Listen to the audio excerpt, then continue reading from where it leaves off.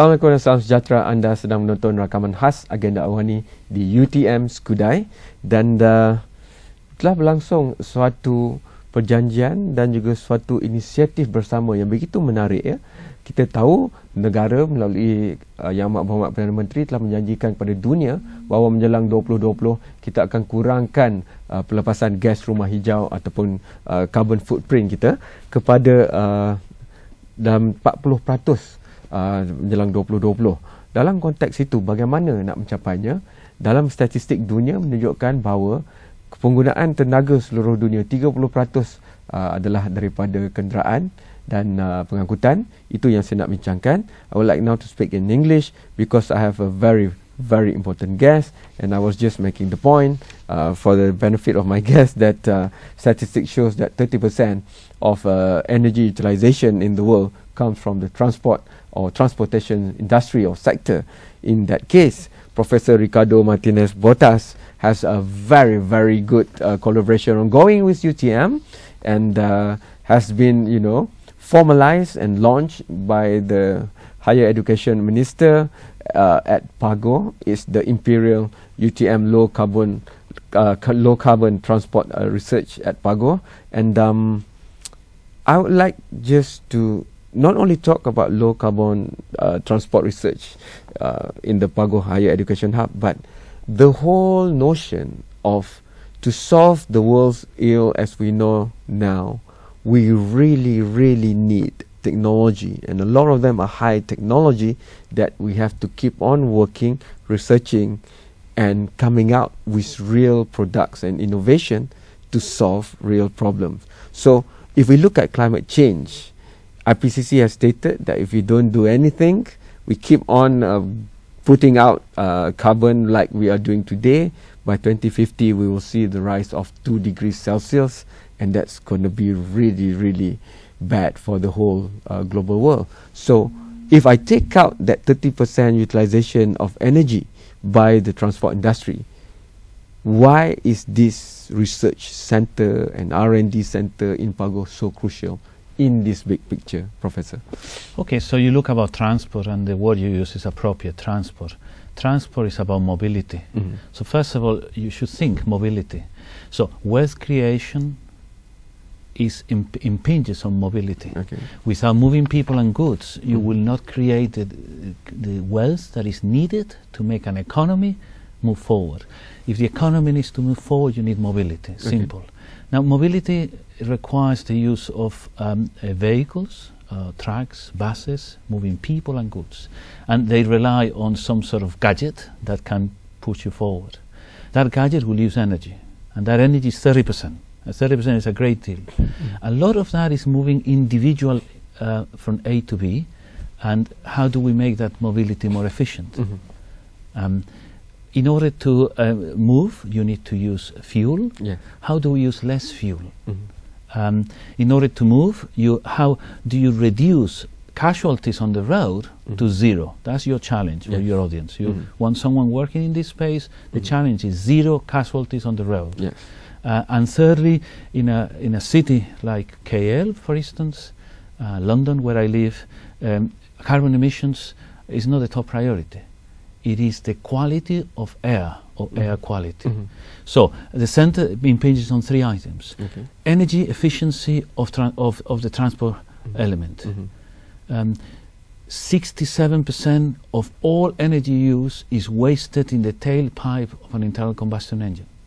Just going out. Just going out to heat up a little bit more Malaysia.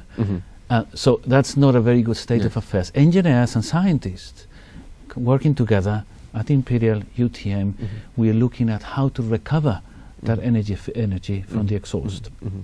The carbon footprint is just by usage of that fuel, and finally this ability to somehow capture, reduce, mitigate NOx, nitrate oxides, which are in the news, as we know from the Volkswagen scandal, to near zero is where we should go.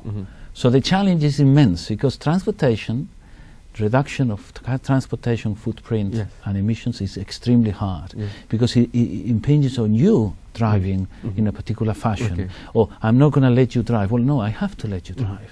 So it is extremely hard. But do it better, do it more efficiently. Do it better. So first of all, training of the individual.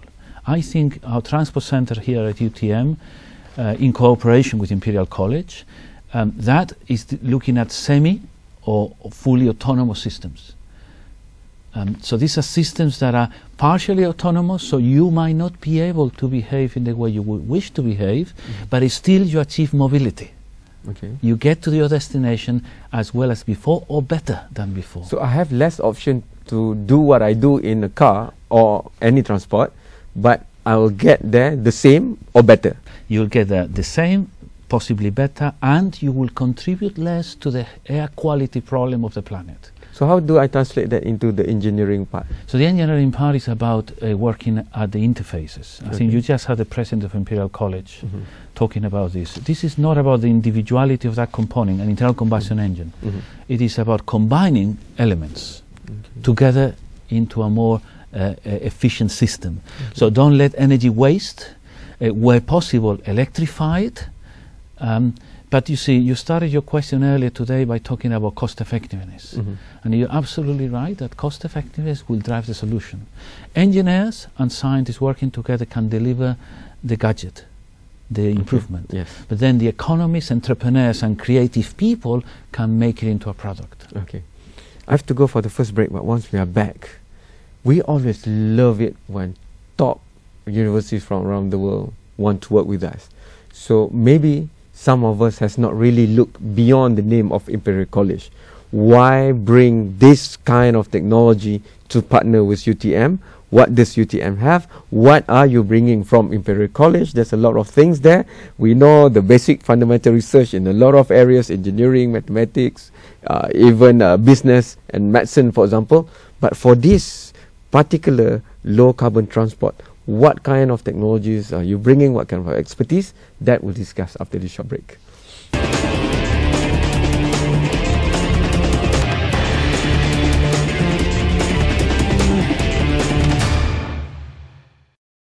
You are still watching a very specially recorded session of Agenda Awani in UTM Skudai.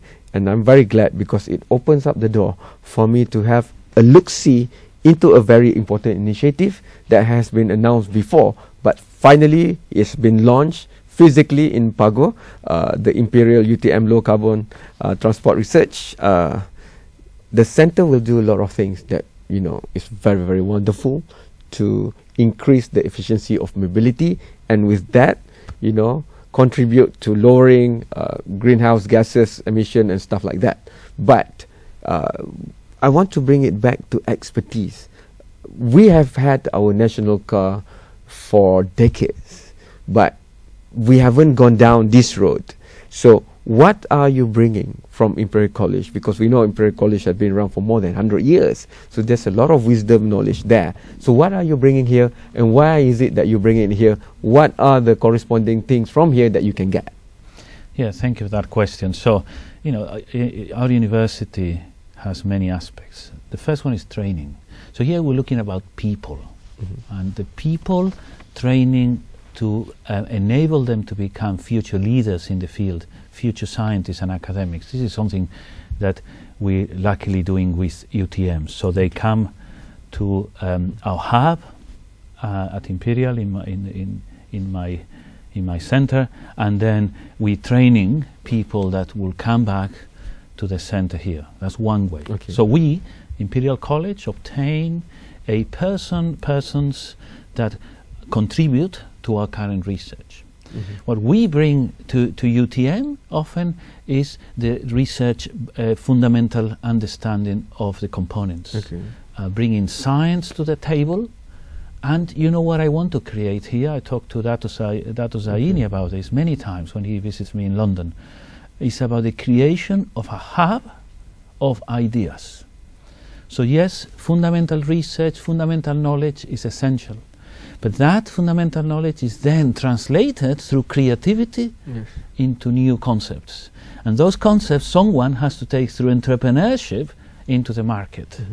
it is in that chain that I think the UTM Center for Low Carbon Transport, in cooperation with us at Imperial, can play a role.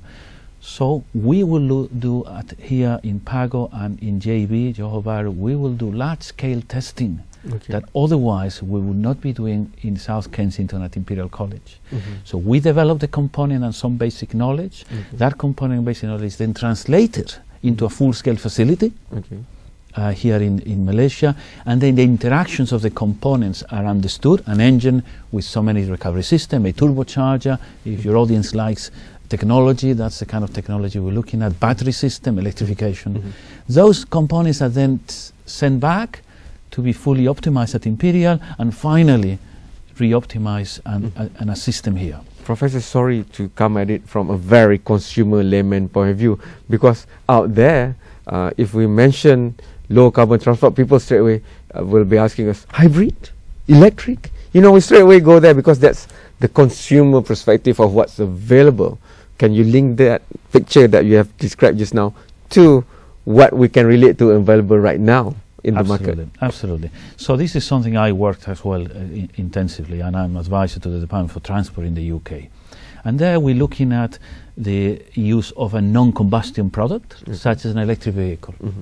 And how do you advance that technology to make it affordable and can penetrate the market. Unfortunately today, it is neither affordable nor is there a place to charge those components. So what is in between fully current technology and fully advanced technology, electric vehicles, a hybrid technology?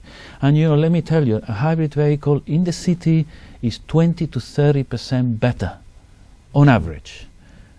So it is without question the hybridization of the technology will take place. But the cost of such a technology needs to be reduced, because it is a question of having a product that people would want to buy. And at this moment, that technology is not affordable. So it needs to advance in production. This is where the center will come and solve it?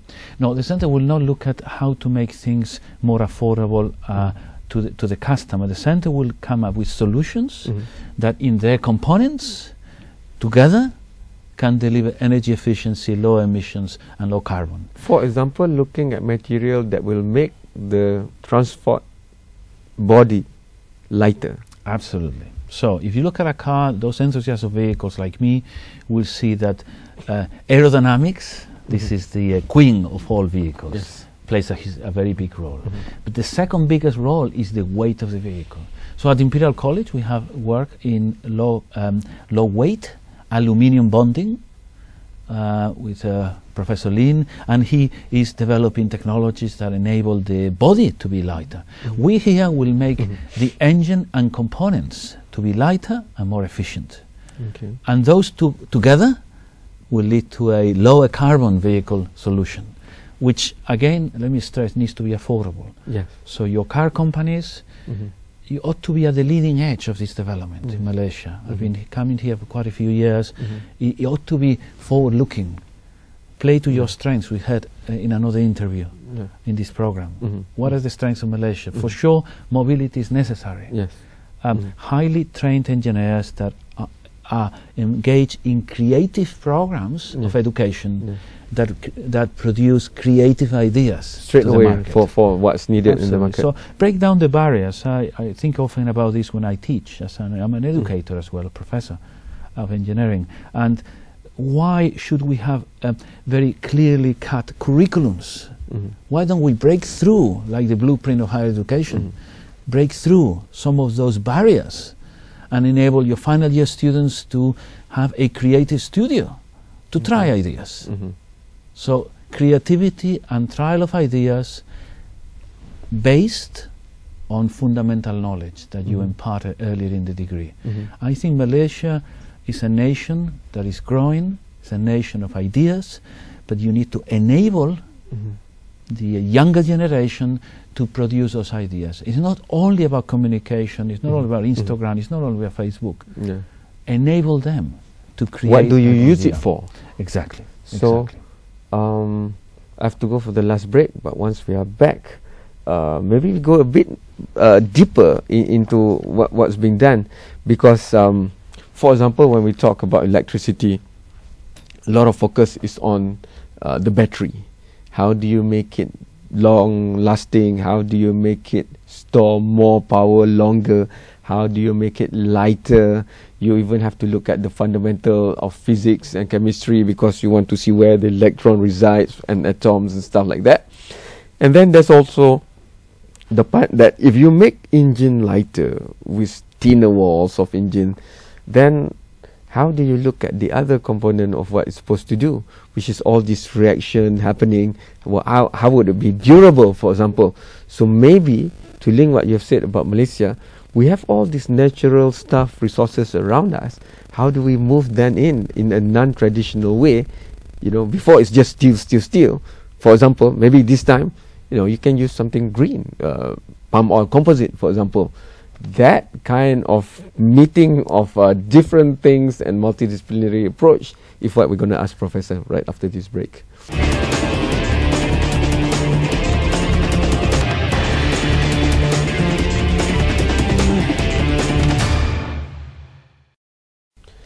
You are still watching a very specially recorded session of Agenda Awani at UTM Skudai, which opened up the door for us to look at very, very frontier high-tech research and collaboration, not just research, but also thinking in a new way. For example, about mobility, that's what we're talking about here today, but the mobility will be seen here in Johor through the Imperial College and UTM Low-Carbon Transport Research at Pago. And how do we make things better if we don't question things?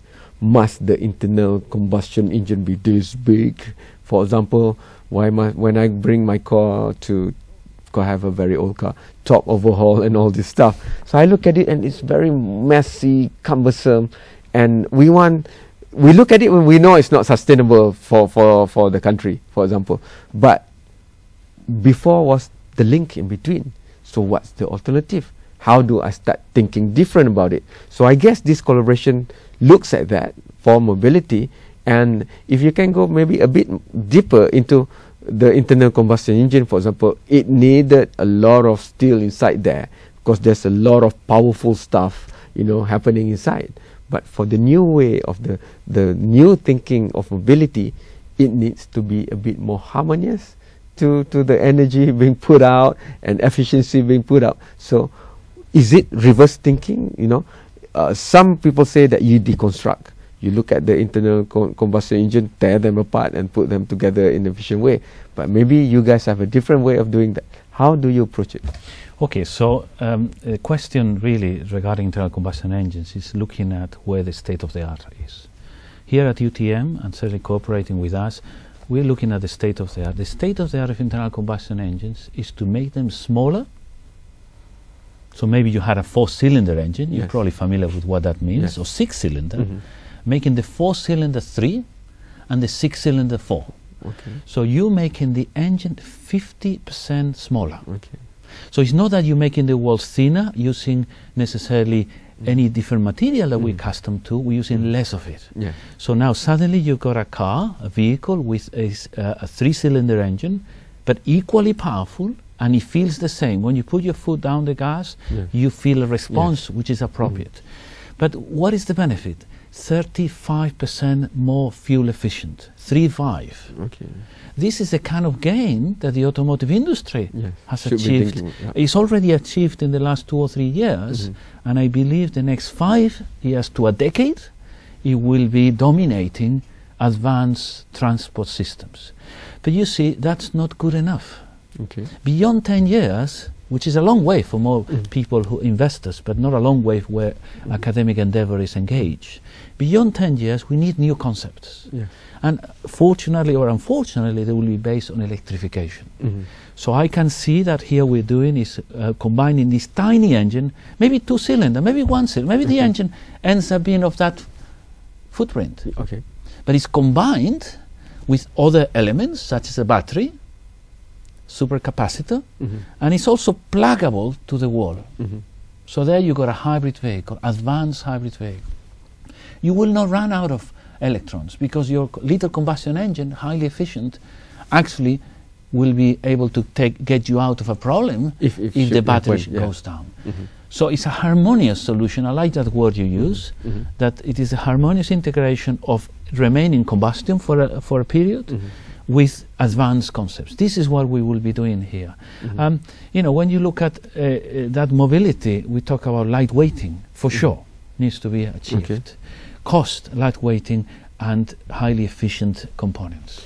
For the car aficionados out there, so if we bring the cylinders and all down, what about the powertrain? Because you want the power to be the same. Indeed you do. So you achieve that by a concept called downsizing. I leave that word for the enthusiasts to look up. They probably look at 2 projects we've undertaken at Imperial with 2 major global manufacturers, Ford and Jaguar Land Rover. And this is about maintaining the power, and to maintain the power, you know, you need something called a turbocharger. You need a compressor that will, instead of taking air from ambient, compresses it into a smaller volume, higher pressure, and that is using the internal combustion engine. So it's as if you're taking air and you're making it compressed, compact. Molecules are closer together, and then you combust that. That means that I can make my engine size smaller. You see, the enabling technology is what we're doing here at UTM, which is the boosting, turbocharging, it's a very specific word, turbocharging technology. Formula One began turbocharging only a few 2 seasons ago. So we're all familiar with what turbocharging is. It is that 5 to 10 year success that will make mobility more efficient. But beyond 10 years, we need young entrepreneurs and young minds to enable new solutions. There's a move in Formula One, since you brought it up, to go electric, and it's already happening. But do you see, for whatever is done at Imperial UTM Low Carbon Transport Research, that the final proof of concept would have to be at those kind of stage? Because people are used to it, and if suddenly, you know, the F1 champion, the car that he or she in the future is driving would be powered by the technology from here. So that's the final testimony, because I think the bigger hurdle is not actually the science itself, but the perception of mind, and that has got to be at that level. So because I've interviewed the engineers in F1, especially from the London centres, who want to bring change, but as you said, that's just for the 5 to 15 years. But after that and beyond, we need something like this. So 5 to 10 years, I mean, you look at a Formula One engine today platform, which I'm familiar with, it is a mild hybrid, not full hybrid. We already have that. So actually, in some ways, Formula One has benefited from our research. But it has enabled those products to be capable of these extreme conditions. So Formula One is about extreme conditions. Actually, you and I are not about extreme conditions, about current conditions. We don't have to go that far. Well, you might want to go far, but there is a limited life in a Formula One engine and platform. You and I will have to deliver 150,000 to 200,000 miles. That a Formula One for engine a lifetime of a car cannot get anywhere. A track we need to drive 1 million kilometers. So I think Formula One will raise the expectation and the desire of people, but those technologies exist today. I think current low carbon transport is well beyond Formula One. It is so much ahead of Formula One because of the necessity to achieve low emissions, durability, and length of journey. Thank you very much, Professor Ricardo, for this. This is just the beginning. The next time I will invite you back to where we can host you, is our live studio back there in Kuala Lumpur.